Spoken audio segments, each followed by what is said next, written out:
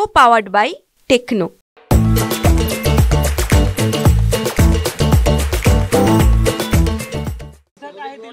बोला सर, बोला. जागा अजूनही तिकिटाचा ह्या विषय होणार आहे, पण स्क्रीनिंग अजून सुरू झालेली नाही आहे. स्क्रीनिंग आता 2 दिवसानंतर ती पण 17 पासून आम्ही सुरू करतो आहे. आणि आज आमचे राष्ट्रीय अध्यक्ष मल्लिकार्जुन खरगे साहेब आणि राहुल गांधींच्या अध्यक्षतेखाली राज्यातले आम्ही प्रमुख लोकांची आज मीटिंग आहे आणि या ठिकाणी येणाऱ्या निवडणुकीची रणनीती पूर्ण केली जाणार. आजच्या बैठकीमध्ये जागा वाटपाचा जो तिढा राज्यातला काँग्रेसचा आणि महाविकास आघाडीचा तो सुटेल असं वाटतं. काही जागांवरती अजूनही तिढा असल्याचं बघायला मिळते. नाही, थोड्या जागेचा इश्यू आहे आणि तो होऊन जाईल. काँग्रेसच्या यादी आज फायनल होईल. काँग्रेसच्या यादीवरती आज शिक्कामोर्तब होईल दिल्लीमध्ये. नाही, यादी इथं आज आम्ही आणलेली नाही, स्क्रीनिंगमध्ये जाईल ती 17 पासून स्क्रीनिंग चालू होत आहे. सध्या किती जागा वाटपांचा तिढा पूर्ण झाला आहे आणि किती जागा बाकी आहे? जवळपास आता आम्ही 225च्या जवळजवळ जागांचं आमचं काम पूर्ण झालेलं आहे. थोड्याशा जागा राहिलेल्या आहेत, त्याही जागा परवा आणि नेरवा आम्ही पूर्ण करू. काहीच तासात आचारसंहिता लागणार असं क्लिक होत आहे का? 9:30 वाजताचीच कॅबिनेट आज आहे. राज्यामध्ये गेल्या महिन्यामध्ये 278 GR सरकारने काढलेत, पण ते सगळे कुठले महामंडळ जाहीर केले, प्रत्येक जाती धर्मासाठी महामंडळ जाहीर केले.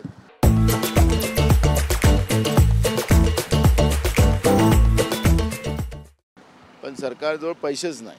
महामंडळ जाहीर करायचे, जनतेला प्रलोभन द्यायचं आहे. मागच्या कॅबिनेटमध्ये तर राज्याचे अर्थमंत्री अजित पवार हे त्यांनी बहिर्गमन करून टाकलं. म्हणजे या सरकारमध्ये काय चाललेलं आहे हे आपण सगळेजण पाहतो आहे. त्यामुळे आज सकाळी 9:30 वाजता कॅबिनेट राज्य सरकारची असल्यामुळे आज घोषणा होईल असंच अपेक्षित करू.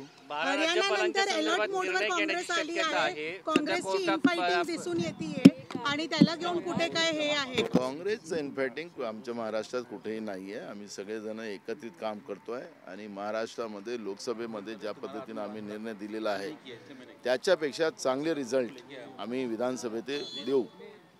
12 राज्यपालांचा प्रश्न जो आहे, 12 राज्यपालांच्या संदर्भात आज फैसला होऊ शकतो अशी शक्यता व्यक्त केली जात आहे. प्रकरण कोर्टात आहे, तरी हे निर्णय घेऊ शकतात का? बघा, हे सरकार असंविधानिक आहे महाराष्ट्रातलं आणि असंविधानिक सगळे निर्णय या सरकारने राज्याच्या घेतलेले आहेत. त्यामुळे राज्यपाल कोट्यातले 12 आमदार त्याचाही निर्णय ते करू शकतात, कारण की असंविधानिक सरकार आहे, काही पण करू शकतात. कोर्टात प्रकरण आहे आणि त्या प्रकरणाला नोव्हेंबरमध्ये माननीय सुप्रीम कोर्टाने त्याच्यामध्ये निर्णय राखून ठेवलेला आहे. त्यामुळे एवढ्या घाईगर्दीमध्ये यांना हे करायचं असेल तर कोर्टाचा अवमान हे करतील आणि असंविधानिक सरकार असल्यामुळे या सरकारला काही पण निर्णय घेऊ शकतात. नानाभाऊ, महाविकास आघाडीचा मुख्यमंत्री ठरलाय का? कोण मुख्यमंत्री? महाविकास आघाडीच मुख्यमंत्री राहणार है. हिंदी में कर लेते सर. आज बड़ी बैठक है महाराष्ट्र को लेके, इलेक्शन अनाउंस होने वाले 1-2 दिन के अंदर, क्या चर्चा होगी आज? देखो, आज हमारे नेता राष्ट्रीय अध्यक्ष मल्लिकार्जुन खरगे जी और राहुल गांधी जी की अध्यक्षता में एक मीटिंग हो रही है. राज्य के हमारे सभी प्रमुख नेता यहाँ पे उपस्थित रहने वाले हैं. हमारे प्रभारी रमेश चन्नीथला जी भी उसमें रहने वाले हैं और आने वाले चुनाव की सब रणनीति यहाँ पर आज तय की जाएगी. सर, माना जा सकता है कि सीट शेयरिंग फॉर्मूला जो है वो आज डिसाइड हो जाएगा. कांग्रेस कितनी सीटों पर क्लेम करने वाली है, उसको लेकर आज फैसला हो सकता है? देखो, वो तो हमने उस स्टेट लेवल पे ही बहुत सारी चीज़ों को हमने शॉर्ट आउट कर लिया है. थोड़ी रही है तो कल और परसों की मीटिंग में खत्म हो जाएगी. सीएम केस को लेके भी कोई चर्चा हो चुकी है पहले से? नहीं, महाविकास आघाड़ी करके ही हम लोग सब महाराष्ट्र में चुनाव में जा रहे हैं. और आपने देखा होगा कि महायुति में जिस तरह से महाभारत चल रहा है वो तो आप सब लोग देख रहे हैं. लास्ट कैबिनेट में राज्य के अर्थमंत्री अजित पवार, वो तो उन लोगों ने बहिर्गमन कर लिया. तो ये सरकार में क्या चल रहा है वो आप देख रहे हो.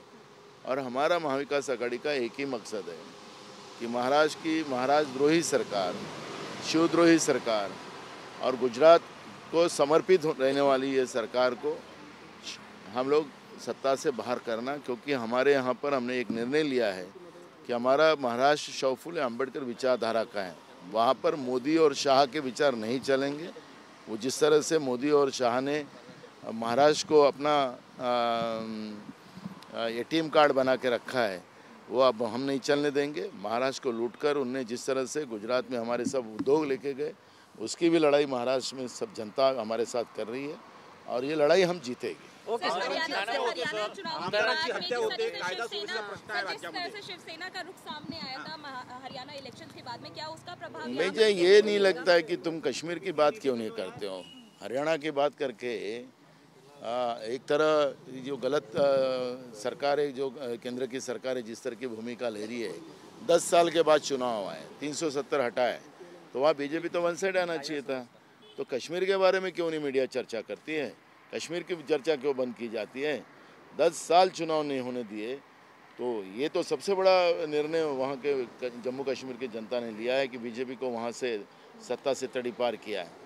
तो हमारा मकसद एक ही है कि हरियाणा की जो बात कर वो कितने वोटों से जीते हैं। वैसे तो हमारी वोट ज़्यादा है, पर ठीक है, जीता वो सिकंदर। पर मैं ये कहना चाहता हूँ कि उससे ज़्यादा उससे बात करने से कश्मीर की बात, क्योंकि मोदी जी ने जिस तरह से 10 साल से लोकशाही का जो गला घोट के रखा था जम्मू कश्मीर में, और चुनाव के बाद में जो रिझल्ट आए उसके ऊपर भी ध्यान देने की जरूरत है। मागच्या काही महिन्यात 4 आमदारांची कायदा आणि सुव्यवस्था प्रश्न आहे, असं असताना अजूनही गृहमंत्र्यांनी राजीनामा दिला नाही। देखो, महाराष्ट्र का गृह मंत्री देवेंद्र फडणवीस ये इस तरह के उनकी मानसिकता है, सत्ता और सत्ता के सिवा कुछ नहीं।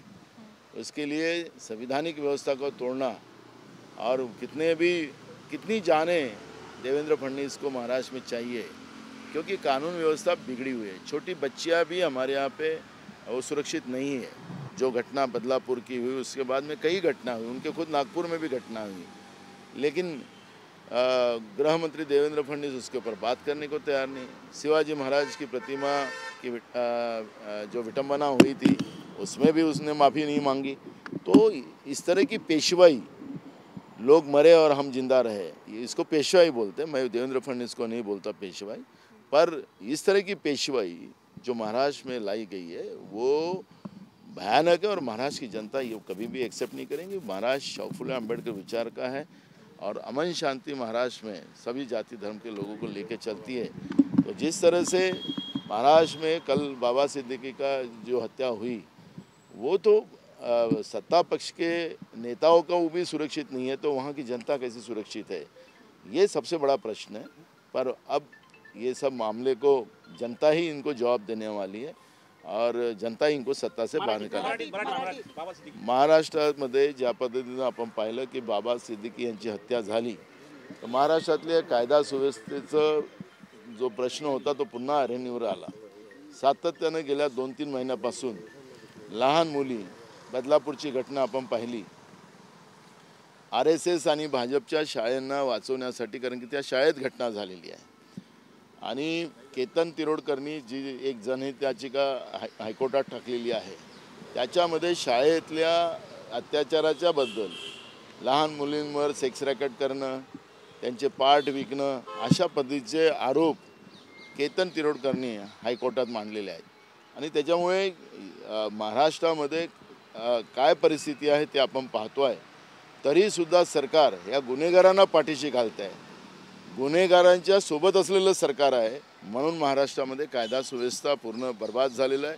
कोणीही सुरक्षित महाराष्ट्रात नाही, आणि तरी सुद्धा राज्याचे गृहमंत्री आणि राज्याचे मुख्यमंत्री आपल्याच टेटरपणाप्रमाणे वागतात आहेत, आणि महाराष्ट्राच्या जनतेला ही गोष्ट आता अजिबात मान्य नाही, आणि म्हणून यांना जनताच आता सत्तेतून बाहेर काढेल अशी परिस्थिती आज महाराष्ट्रात आहे। को पावर्ड बाय टेक्नो।